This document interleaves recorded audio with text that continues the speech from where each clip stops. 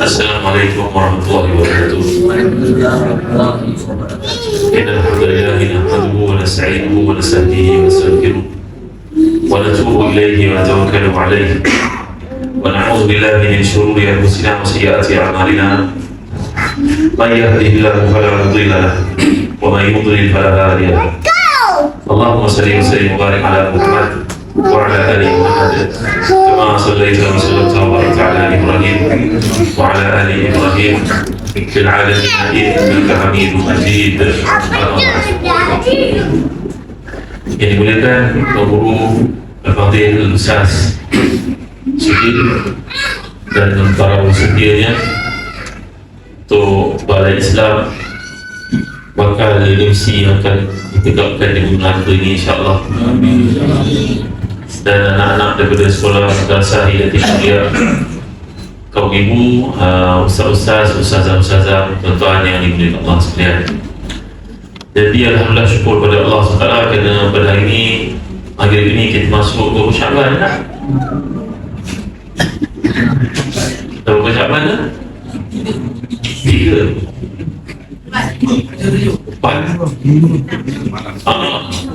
macam banyak tahu banyak ibadat masuk kita 6 Syaban, berarti tak sampai 25 hari lagi kita akan masuki bulan Ramadan Al-Mubarak. Sebagai satu peringatan untuk kita pada malam ni, sebuah hadis Nabi sallallahu alaihi wasallam, iaitu hadis ini riwayat ramai para ulama, antaranya Imam Ghazali dalam Al-Mu'min, Al-Hakim dalam An-Nawadir, At-Tabarani dalam Al-Awsat, dan juga Ibn Abdul Bar dalam Tamhid. Hadis ini riwayat Imam Ahmad. Riwayat daripada Anas radhiyallahu anhu bahawa Nabi sallallahu alaihi wasallam bersabda, "Inna rabbikum fi ayyami dahrikum nafahat fata'arradu laha la'allahu an yusibakum nafhatun minha fala tashqawna ba'daha abadan." Yang maksud bahawa sesungguhnya bagi Tuhan kamu dalam setiap waktu dari hari-hari yang diberikan dalam hidup kamu adanya tiupan-tiupan rahmat. Bagi sesiapa yang mendapat tiupan-tiupan rahmat kasih sayang Allah itu, moga-moga dia tidak akan menderita selepas itu sampai bila-bila. Maknanya Allah SWT punya kasih sayang berlaku setiap waktu. Walaupun pada mata kasar kita melihat orang itu ditimpa musibah, apa musibahnya? Dia accident, tinggal dunia satu keluarga, tinggal anak seorang ni, contoh. Orang itu ayahnya sakit, ibunya tak bekerja, maka anak-anak terpaksa sekolah isteri. Yang ni pula ujiannya, ada masalah dengan pasangan, selalu dipukul oleh pasangan dekat rumah, sampai satu kampung tahu ceritanya.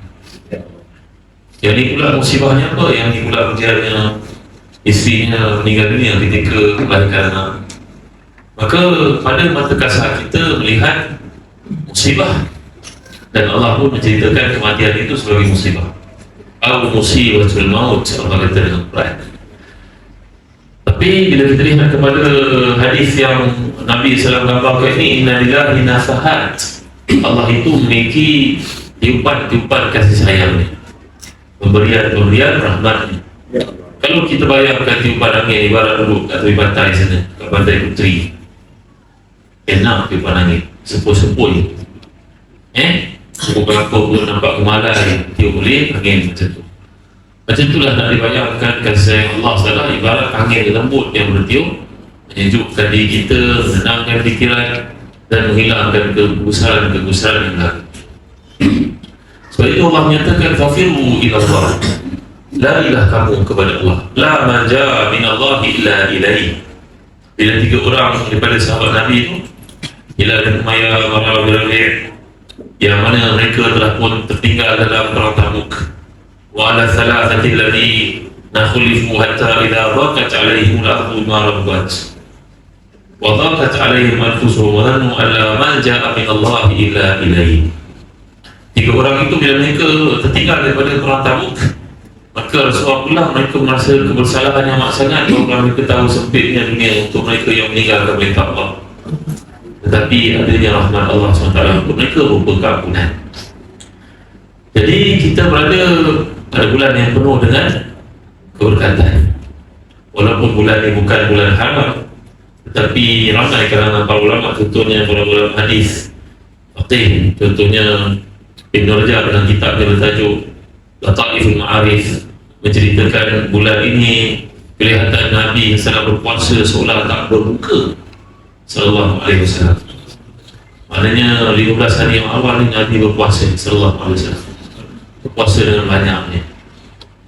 Dan Aisyah radhiyallahu anha juga, isteri Nabi yang mulia itu, mengatakan bahawa beliau bila melihat Nabi berpuasa, dia pun sibuk berpuasa untuk mengqadha puasa Ramadan yang hari. Tak sempat nak puasa 11 bulan yang ada kerana sibuk melayani Rasulullah sallallahu alaihi wasallam. Maka menunjukkan kepada kita bagaimana bulan Syaban ini mereka berebut untuk berpuasa mengikut Nabi SAW. Dan Nabi menyatakan dalam hadis yang lain, aku suka untuk puasa pada Isnin dan Khamis kerana pada hari itulah amalan diangkat ke sisi Allah. Wa uhibbu an yurfa'ali wa ana sha'im, dan aku gembira kalau amalan aku diangkat tak kala laporan itu beritahu bahawa aku sedang berpuasa, kata Rasulullah SAW. Ya. Manakala bulan Rajab yang lalu yang telah kita lalui, yang mana doa di kalangan para sahabat, walaupun hadis ini merupakan hadis dhaif, tetapi mereka memfatwakannya sebagai harus untuk beramal.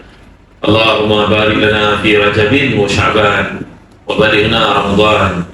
Ya Allah, berkatilah kami pada bulan Rajab dan Sya'ban dan sampai kami kepada Ramadan. Ini dipanggil antara kelebihan-kelebihan dalam beramal. Doa-doa ini tak salah untuk diamalkan.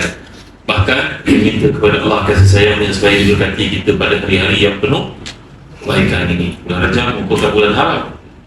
Bulan haram mana? Itu sebut Musa, Zulkaidah, Zulhijjah, Muharram, Rajab. 4 bulan bulan haram. Masuk haram tu?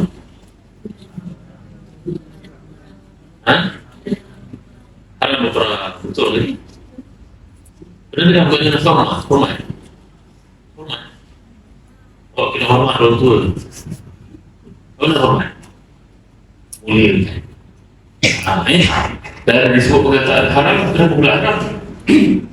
Haram itu maknanya ada kemuliaan yang tersendiri yang kita tak boleh nak langgar. Ada batasan. Faham? Tanah haram maknanya tanah yang kita tak boleh nak buat sewenang-wenang. Berbeza dari tanah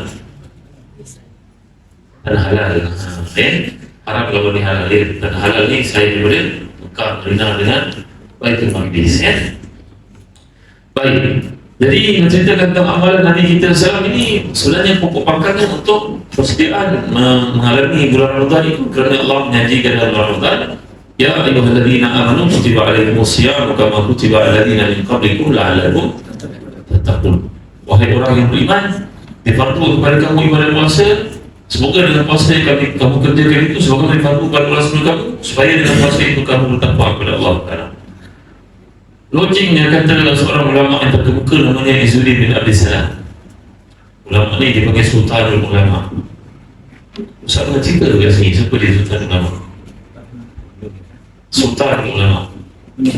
Kadang-kadang jadi Ustaz ni kita bercerita, kita ingat belum cerita, tapi dah cerita. Kadang-kadang kita ingat belum cerita, tapi dah cerita. Kadang-kadang kita ingat dah cerita, rupanya betul dah cerita. Izzuddin bin Abdul Salam ini adalah seorang ulama yang terkemuka yang dipanggil gelarnya Sultan Ulama, kerana beliau cukup berani dalam memberikan fatwa. Pernah satu ketika di Darmstadt itu dilanggar oleh Dr. Christian, maka pemerintah, ahli politik telah mewajibkan supaya rakyat mengeluarkan semua simpanan mereka berupa emas, perak semua untuk membantu kerajaan membuat persenjataan menghadapi musuh. Kakak, makcik-makcik, ibu-ibu, gelang-gelang semua kita hantar. negara nak bankrupt. Macam mana dengar dia? Maka hebatnya Sultan Ulama ini Izzuddin Salam telah menjawab, berkatakan bahawa kalau nak suruh rakyat keluarkan duit tu, raja keluar dulu, raja, ahli politik semua kena keluar dulu duit, simpan ke mana tempat kalau negara kan, buat datang pulang dulu. Ahli politik yang banyak orang semua pulang. Rakyat mana ada duit sangat? Kan? Tuan ada pernah tengok duit 1 juta? Ya Allah, kalau bagi kat besar 1 juta macam-macam boleh buat. Banyak tau 1 juta. Bukan 1 juta, kalau 1 juta ada orang simpan kat luar negara. Tak jauh pun kat Singapura. Mana dia kan? Ya, maka Sultan Ulama telah membuat fatwa ni, walaupun dia bukan mufti, dia mengatakan kalau nak suruh rakyat keluarkan duit, mereka yang tak berpesin itu suruh pemerintah ada keluarkan duit mereka. Gelang-gelang mereka dicairkan. Bila mereka dah begitu, baru rakyat boleh buat itu. Maka kata-katanya telah pun jadi terpelak besar kepada Sultan, dan Sultan jadi sama. Dan banyak lagi perkara lain yang telah beliau katakan itu bersalah dengan kehendak pemerintah. Maka beliau telah dipenjarakan. Ya, sebagai saja dipenjarakan, maka Raja Kristian jumpa dengan Raja Islam. Raja Islam kata dalam penjara itu ada seorang ulama Islam.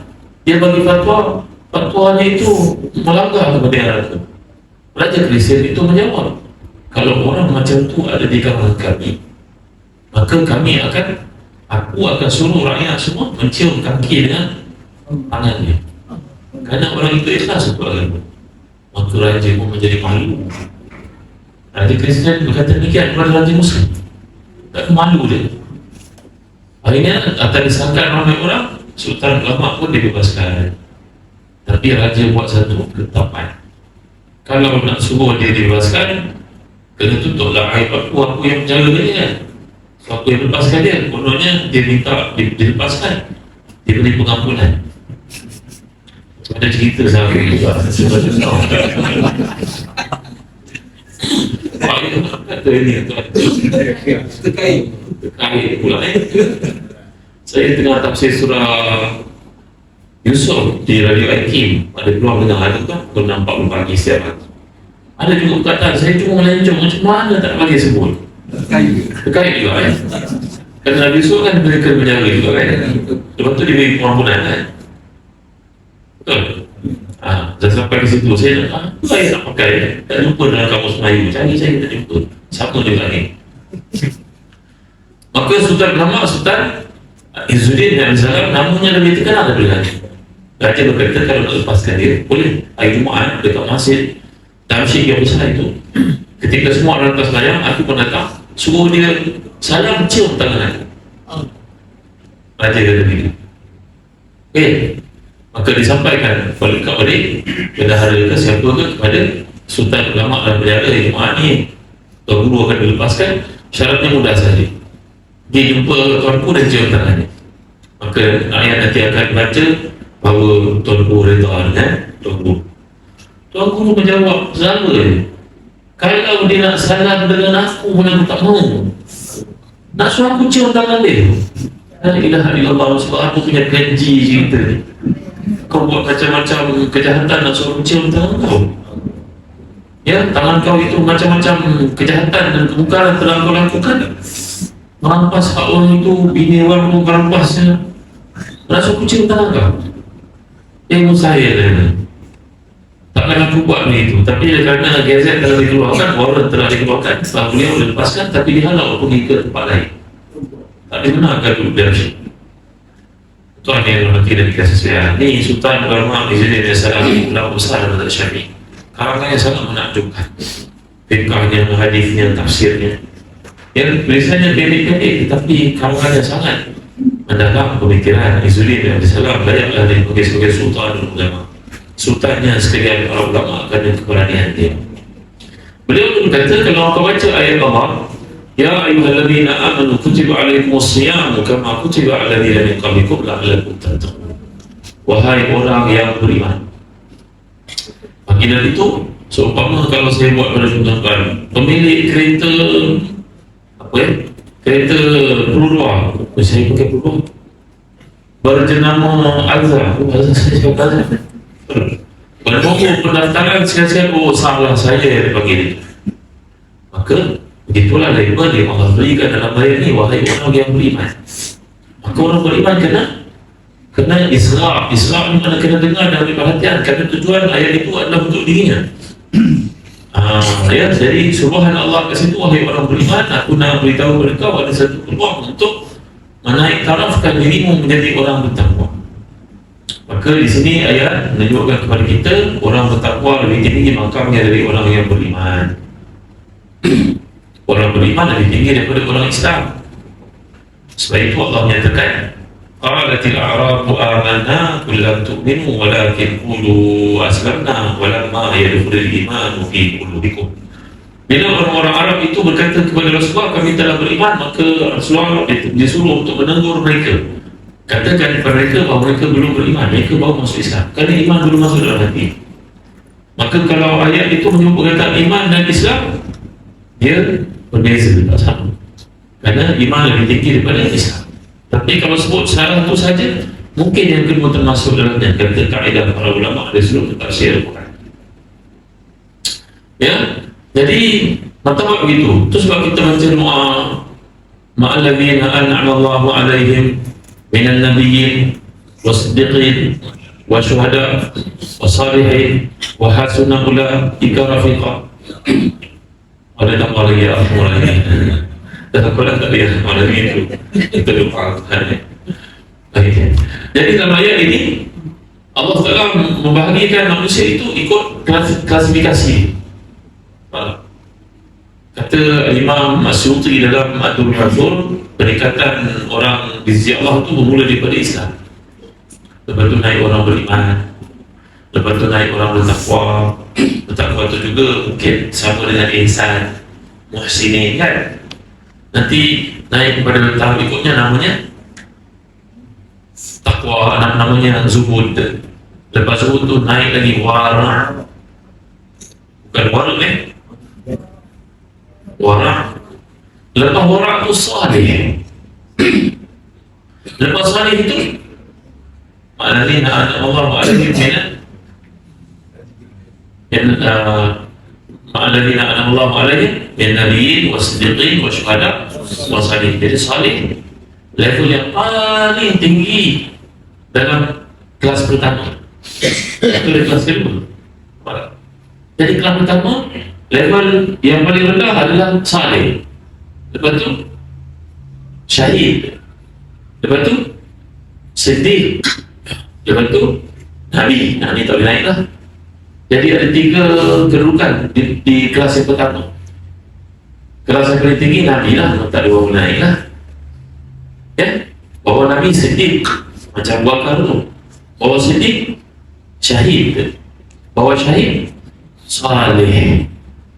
Itu sebab Imam Nawawi menulis sebuah buku bertajuk Riyadhus Shalihin. Peluang untuk jadi orang salih sebagai level yang paling rendah dalam kelas pertama. Orang salih ni yang kita cerita jadi wali Allah. Ya, orang salih ni yang menikmati akan ada karamah di sisi Allah. Kerana dia salih. Nampak tak? Ya. Jadi apa yang dimaksudkan kata Imam Izzuddin AS sebagai ulama yang terkemuka ini, bila Allah panggil, wahai orang beriman, mari sini, dengar pesan, berpuasa betul-betul, sebab dalam puasa betul-betul tu kamu jadi orang bertakwa. Maka di sini diberi kepada kita satu laluan, satu peluang, jalan singkat untuk jadi orang bertakwa. Kalau takwa tu, lepas takwa tu naik jadi salih. Nampak tak? Level yang terakhir yang kita sebutkan tadi, Muslim, mukmin, muhsin, muttaqi kan, kemudian naik jadi salih, kemudian naik jadi syahid, kemudian naik jadi sedih, kemudian memang tak boleh naik lah jadi Nabi Allah. Maka tuan-tuan dan puan yang dimiliki Allah sekalian, program untuk persiapan masuk bulan Ramadan ini tidak boleh bermula sehari sebelumnya. Umpama anak-anak kita yang nak menghadapi peperiksaan penting, kata SPM, berapa tahun persiapan yang dibuat olehnya? Banyak tahun. Kalau peperiksaan staf nak pergi ke Mesir, 4 tahun dah ada tak? Kata 4, kata 5, nak bawa, nak atas. Baru layak ambil staf. membolehkan dia untuk pergi. Jadi ulama pergi belajar di Azhar dan sebagainya, tempoh masa untuk kematangan dan akhirnya melayakkan dia untuk menjawab soalan itu, pelajaran yang maka demikian juga kata Imam Ghazali, datang di bulan Rajab sebagai persiapan untuk kamu menghadapi Ramadan itu supaya berbuah ketakwaan dalam diri kamu. Apa maksud takwa? Takwa ni berarti takut tetapi disertai dengan rasa senang, sayang, rindu, cinta. Kita takut pada Allah berarti kita cinta pada Allah, tetapi masa sama kita takut kepadanya, melanggar perintah-perintahnya. Saya bagi contoh pada tuan-tuan, kata Imam Ali Karamullah Wajah terhadap perkataan takwa. Sayyidina Ali Karamullah Wajah ini sahabat yang sangat alim, sahabat yang sangat wara, sahabat yang sangat salih. Sayyidina Ali Karamullah Wajah, maka kata-katanya cerminan kata-kata Rasulullah SAW. Beliau berkata bahawa takwa itu boleh dilihat penampilannya pada 4 perkara. Yang pertama iaitu al-khawfu minal jalil, takut kepada Allah. Al-iman bitanzil, beriman dengan Al-Quran. War-ridha bil khalil, cukup dengan apa yang Allah berikan. Dan yang terakhir al-isti'dad liyaumir rahim, membuat persiapan untuk kembali kepada. Ya.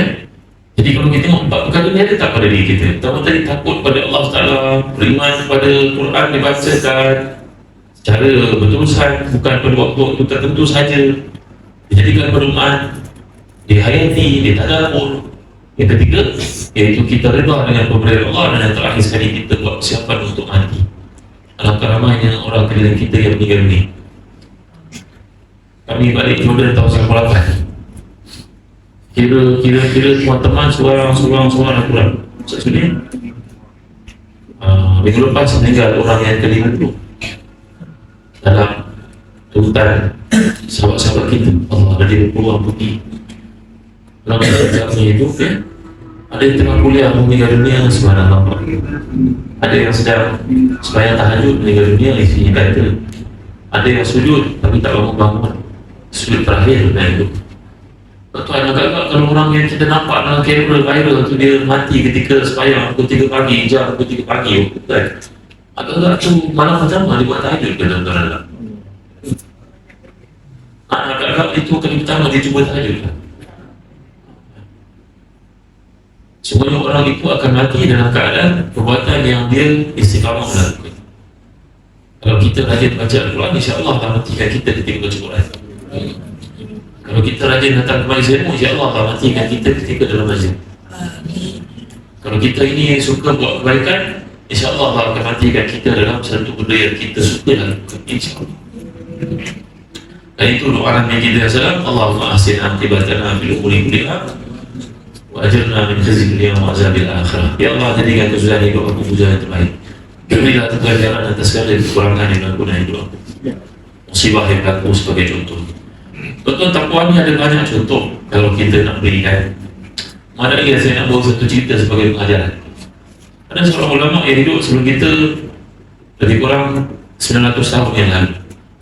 Namanya Al-Imam Umar bin Aqil rahmatullah alaih. Ya, dia ni hidup sekitar 401 dan wafat sekitar 513 Hijrah. Lebih kurang 900 tahun lalu. Ya, lebih 900 tahun lalu. Imam Qurun kelima Hijrah. Imam bin Aqil ni orangnya cekap, handsome, menghimpunkan pada kekacakannya itu, keilmuannya, ketakwaannya. Dan kata Imam Zahabi, dia mengarang sebuah buku yang besar sejumlah 800 jilid.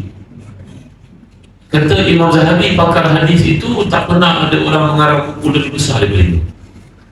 Imam Ibn Aqil namanya. Bukan Ibn Aqil yang buat syarah Ibn Aqil, bukan? Ni imam lain, imam hadis. Dia mazhab Hambali. Dia ni orang yang handsome, tegak, keluarga yang mulia. Dia hidupnya miskin, sederhana. Dia pergi ke Mekah untuk menunaikan ibadah haji pada usia yang muda. Selesai dia menunaikan ibadah haji dari Baghdad, dia pergi.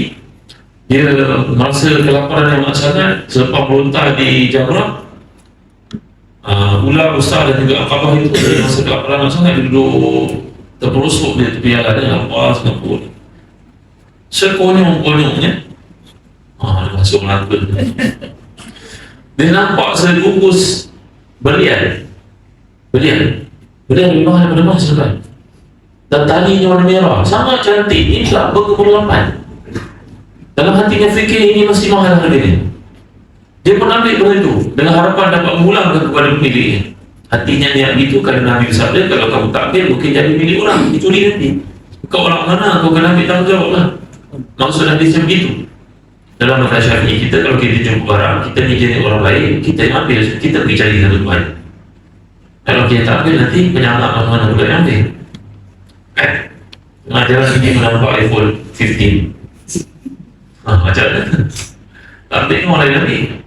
Kita kena ambil dan cari pemiliknya. Pergi pada polis ke, pergi pada pihak tertentu ke. Maka ini dilakukan oleh Ibn Aqil, melihat emas, melihat belian yang sangat mahal itu.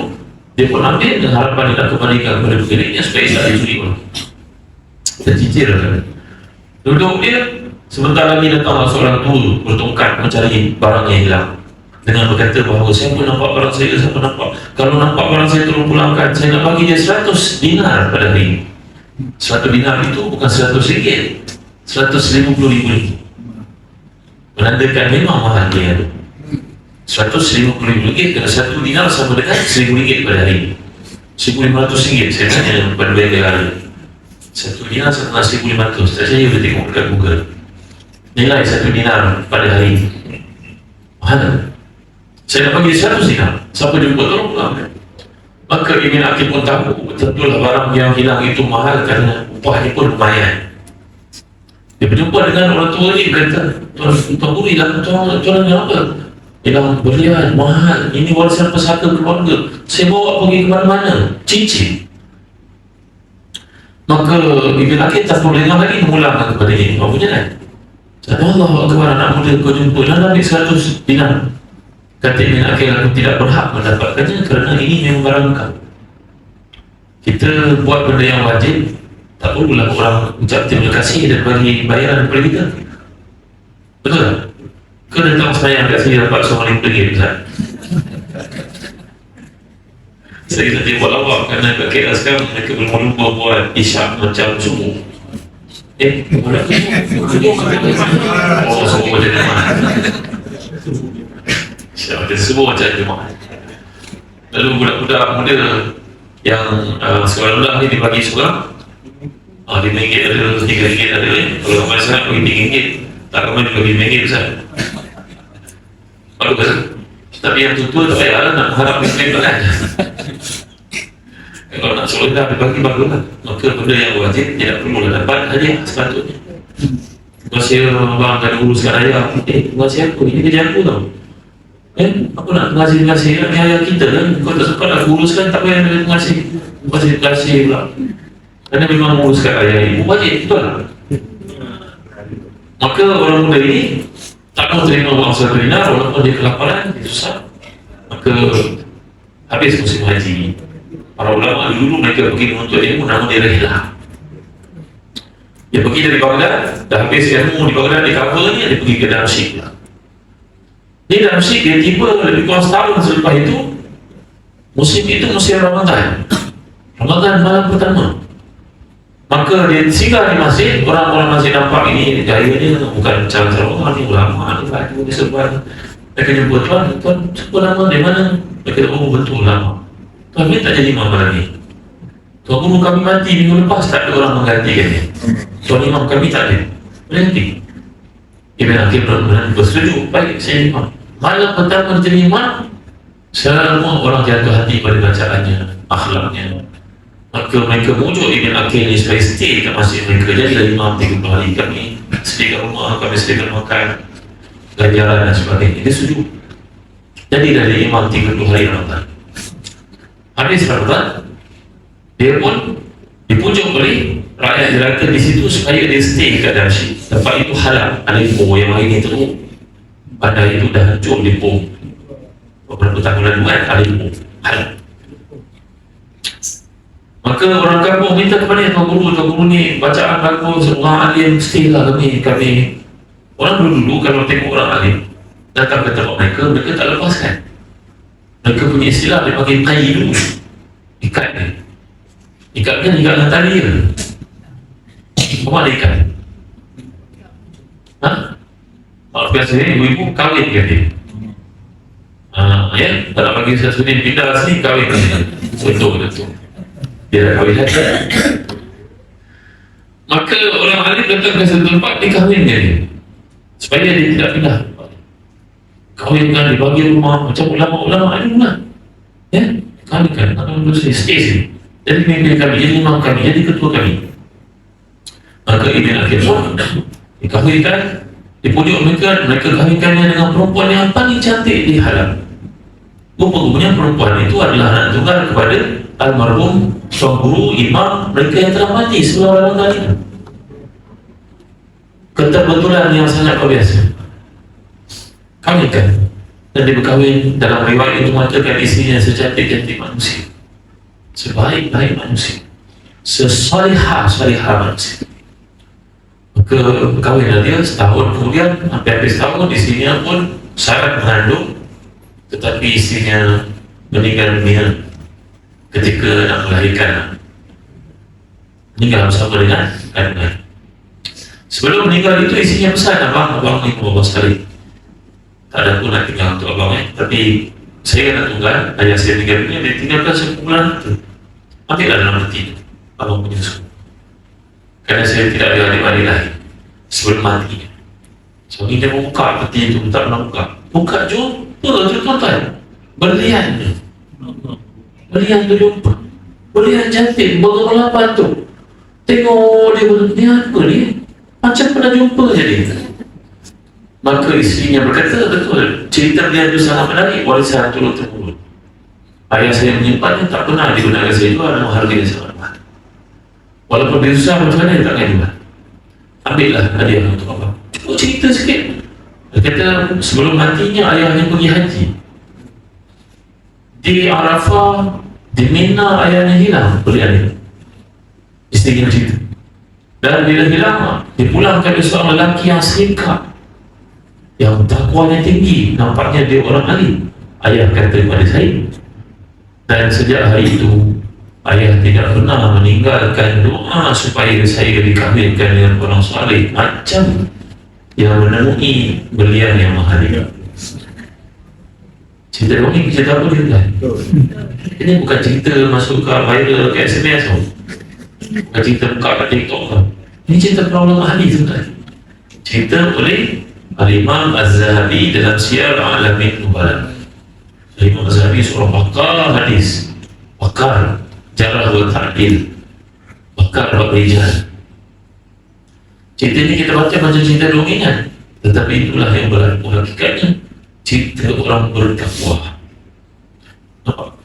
Ya, nangislah Imam bin Akhir dengar.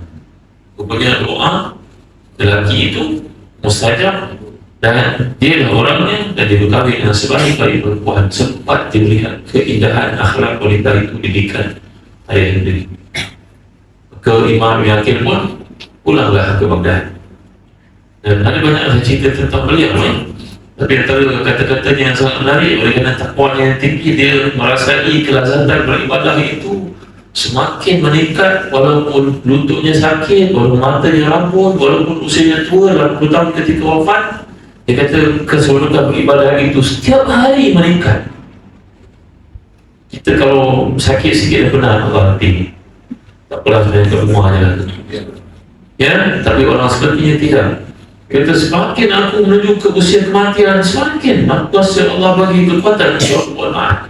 Makin banyak puasa sunat aku, makin banyak Quran aku, makin banyak tahajud aku, sampai aku tak pernah dunia ni apa-apa lagi tinggal. Allahu Akbar. Tuhan yang mulia sekalian. Benar kata seorang namanya Harisah. Hadis ini Tabarani. Semua ulama menilai hadis ini dhaif. Ada Imam Tabarani bawakan riwayat ini bahawa Nabi melihat seorang sahabat dan bertanya kepadanya, "Kaifa asbahta ya Harisah?" Wahai Harisah, bagaimana engkau mengalami hari ini? Kau mengalami hari ini macam mana? Harisah ni nama lelaki ya, bukan perempuan ya. Kita Harith ya. Harisah tu nama lelaki sebenarnya. Macam Talha, macam Muawiyah, macam Sa'labah. Ubaidah, Mughirah, Maslamah, Maisarah, itu nama lelaki. Maisarah bukan perempuan. Maisarah yang teman Nabi dalam perdagangan baginya kan, bukan perempuan, itu lelaki. Baik. Ya, Haritha bertanya oleh Nabi, wahai Haritha, macam mana? Tengok kau ni bagus ibadah. Orangnya begitu kata Nabi kepada beliau. Maka jawapan Haritha, asbahtu mu'minan haqqan. Saya mengalami setiap hari itu dengan rasa keimanan meningkat oleh Rasulullah. Dia jawab begitu kepada Rasulullah, bukan takjub tau. Kalau kita bercerita pada tuan guru kita satu nikmat yang Allah beri pada kita, tak salah. Sebab dia tuan guru kita, kerana mudah-mudahan dia boleh pandu kita lebih baik. Kalau kita mewasali tentang satu pencapaian kita, teruskan dengan harapan dia mendoa kita. Wajib, wajib dia bagi-bagi dah bangun. Alhamdulillah, itu Tuan Haji cakap pada saya dah buat lah Tuan Haji. Tuan Haji cakap tidur awal kan, saya pernah tidur awal. Semua saya pukul 3 pagi pun saya boleh bangun. Cerita dengan sebab kita, bagus kita macam tu. Supaya cerita itu jadi ada alunan. Maka Haritha bertanya kepada Rasulullah, wahai Rasulullah, saya rasa ibu saya meningkat setiap hari. Saya kata, cuba kau terang sikit. Bayangan dia dengar. Jawapannya, wahai Rasulullah, azma'tu nahari wa ashartu layali wa ka'ani anzuru ila arsi rabbi barizan wa ka'ani anzuru ila ahli nar wa hum yata'awuna fiha wa ka'ani anzuru ila ahli jannati wa hum yatazawaruna fiha. Wahai Rasulullah, saya rasa nikmat setiap hari jadi orang beriman. Saya bangun pagi kan, saya berpuasa banyak hari. Selalu saya puasa, hari putih saya puasa, hari Isnin Khamis saya puasa, saya suka puasa. Saya tak rasa penat. Dan waktu malam saya ada peruntukan untuk bangun qiyamul lail itu banyak waktu daripada malam saya rasa semua Ustaz. Oleh kerana itu, wahai Rasulullah, Allah buka untuk saya dapat lihat arasy Allah itu terang benderang, dan saya melihat penghuni-penghuni syurga berziarahi satu sama lain, dan saya melihat ahli neraka itu menjerit-jerit meminta pertolongan, wahai Rasulullah.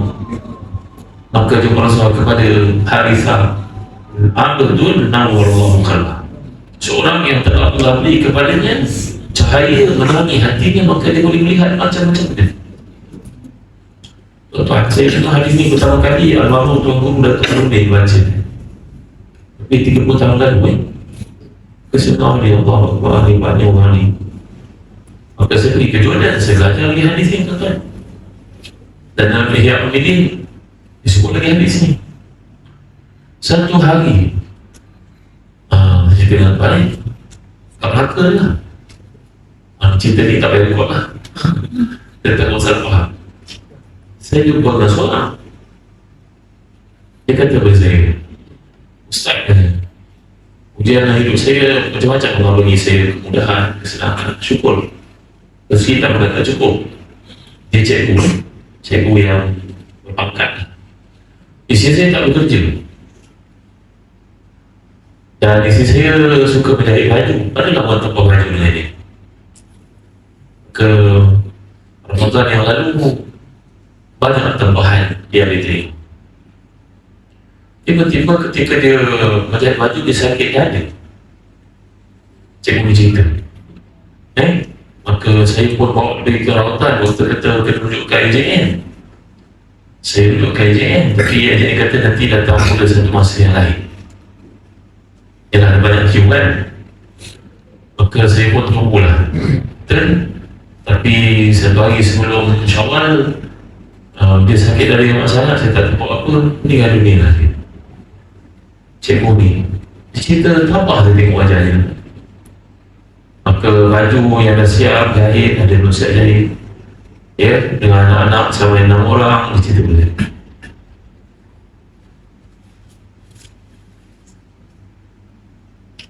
Maka saya pun sedih lah kehilangan isteri.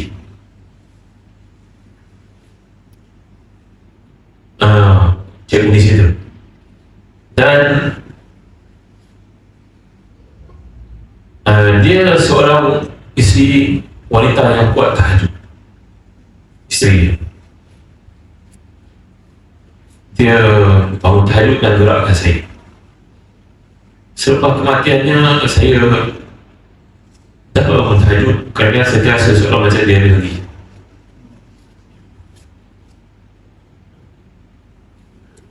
Saya bangun tahajud. Alhamdulillah Ustaz, campur-campur tempoh tahajud ni saya rasa tak kurang 20 tahun lah. Dari sedia berkahwin dengan saya, kami sentiasa tahajud. Saya doa kepada Allah. Isteri saya ni orang salihah, cukup Qurannya. Raya-raya tu memang tak makna nak berikan anak-anak semua. Dia meninggal suhainya ya. Maka saya berdoa kepada Allah, mungkin malam tu malam tahajud, malam qadar. Saya minta kepada Allah, ya Allah berilah kepada saya peluang untuk tengok isteri saya juga. Dan Allah kabulkan hajat saya. Saya dapat melihat dia dalam seindah di dalam pun. Pakaiannya, keterangannya, keseronokannya, nampak gembira. Nampak dia dalam keadaan yang terbaik.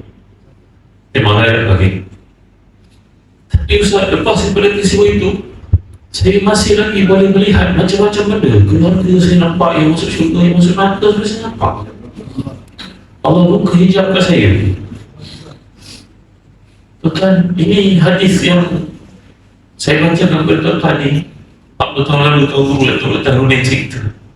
Dan saya baca pada tahun saya kat Jordan. Saya baca dalam ayat ini. Sekarang orang bertuan di depan saya. Itu dia berkata, dia nampak benda-benda yang bukan setakat isi, dia nampak benda sebenarnya. Allah Akbar. Saya nak kata orang ni orang gila ke apa ya? Orang ni senampak saya orang salih, orang lain kata ya, cikgu, orang baik, anak-anak yang baik-baik. Lalu akhirnya dia kata, Ustaz, lepas tu saya minta kepada Allah, ya Allah tutuplah, cukuplah, saya dah nampak isi saya cukup. Saya tak melihat lagi, takut saya buruk sangka pada orang. Nampak orang tu ke masjid, tapi yang saya nampak dia tak baik keadaan dia kat sana. Nampak orang tu biasa-biasa, tapi nampak kat sana kedudukan dia lebih baik. Allah buka pada saya, Ustaz, saya tak boleh nak tutup. Saya minta kepada Allah, Allah tutuplah, cukuplah setakat ini. Saya tak buruk sangka kepada orang Islam. Dan Allah tutup sampai Allah Akbar, insyaAllah Allah. Ya, jadi ini pengalaman orang yang mungkin betul, tapi pada akhirnya kita nampak adalah buktinya, sadarannya bila Aisyah mengatakan demikian kepada Rasulullah. Rasulullah menjawab bahawa semuanya ini manusia yang Allah buka pintu hatinya untuk melihat apa yang orang lain tidak lihat. Jadi mungkin satu nikmat, mungkin satu ujian, kita pun tidak pasti. Tapi inilah dia yang kita nak ceritakan dalam bulan Syaban yang tinggal beberapa hari yang sebabkan persiapan kita ke hari itu mengikut garis panduan yang dikemukakan para ulama atau yang dilakukan Nabi SAW dari puasa. Sehingga para sahabat mengatakan kami mendapati Nabi berpuasa dalam keadaan seolah macam tak berbuka, dan ada kalanya Nabi berbuka seolah tidak berpuasa.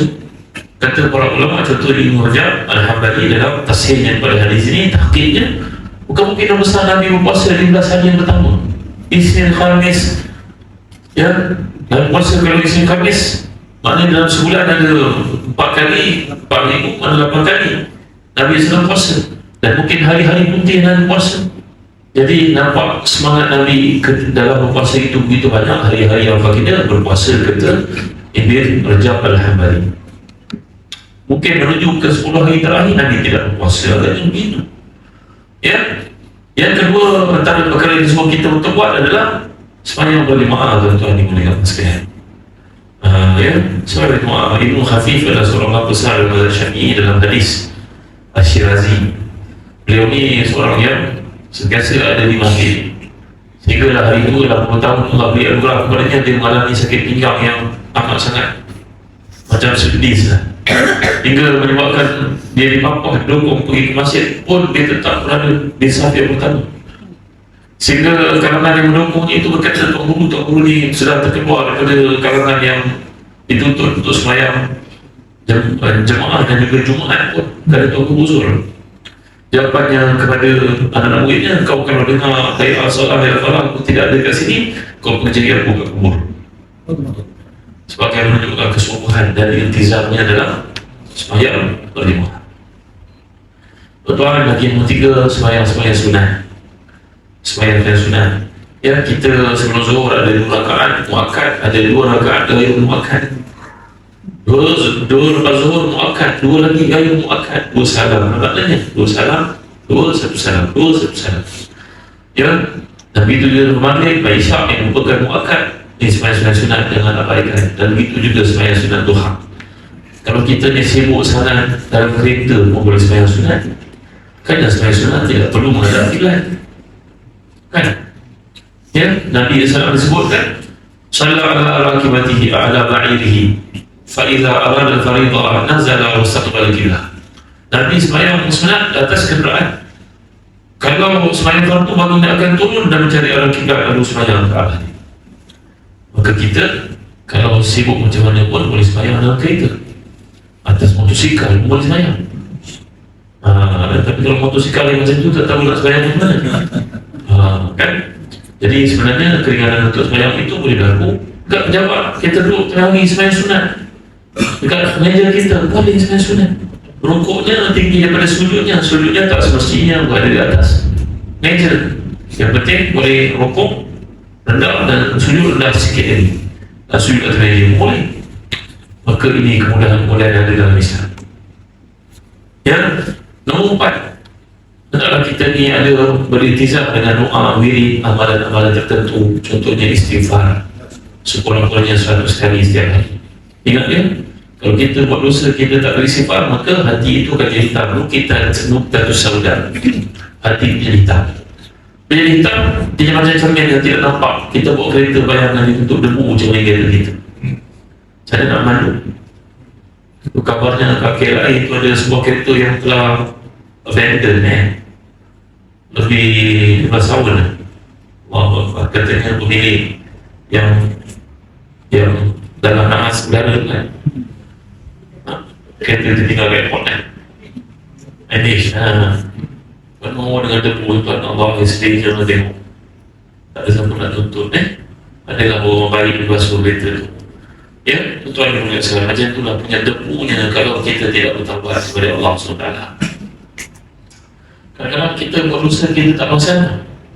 Tengok dalam TikTok orang menari ada sekarang apa, bapak panas pun. Ya, dunia ni betul pelik lah tuan. Betul pelik benar satu lagi ya. Zaman kita menyaksikan orang yang paling baik adalah orang yang melihat orang berzina di jalanan.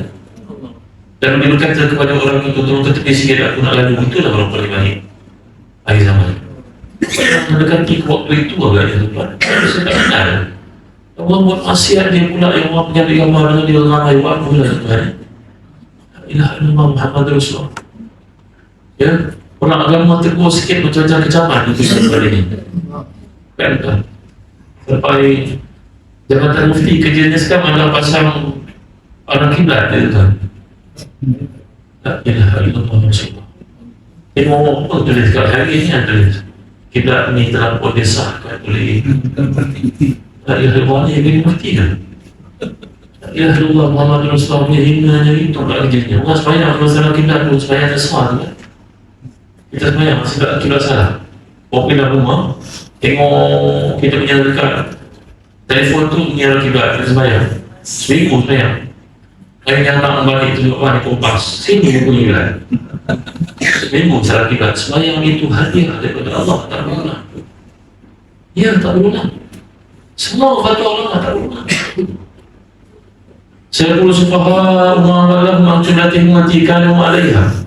Qulillahi masyid wal maghrib. Sampai kepada ayat, ya, fa'inama tuwalu fathama wajhullah. Dalam tafsir ayat hukum mengatakan tersilapnya orang itu arah kiblat sembahyang fardu sekalipun tak perlu. Itu hadiah kepada Allah SWT. Yang lebih pentingnya menjaga akidah orang yang terjebak dengan perkara-perkara haram, perkara-perkara khurafat dan juga perkara-perkara maksiat. Itu lebih utama. Kan? Tuan aku nak buat inilah akhir zaman. Nak cakap benda yang baik dan terbalik. Angkat tangan kanan dia buat. Tangan kiri dia buat. Angkat tangan kiri dia buat tangan kanan. Dan terbalik pada ini. Maka tuan yang kasihan menuju ke waktu-waktu yang penuh fitnah ni, kita hendaklah rajin mengamalkan doa tertentu yang diajar oleh Rasulullah SAW. Mintalah selalu kepada Allah SWT. Ya, mintalah kepadanya hidayah. Allahumma alhimni rusdi wa a'idni min syarri nafsi. Ya Allah, beri aku ilham supaya hidup ini aku berada di atas jalan yang betul, dapat ikut kiblat yang betul. Ya, kalau aku tersilap, berilah kepada aku satu yang betul dan aku Tuhan. Ya, inilah di antara doa yang boleh kita amalkan. Ikut saya baca sekali.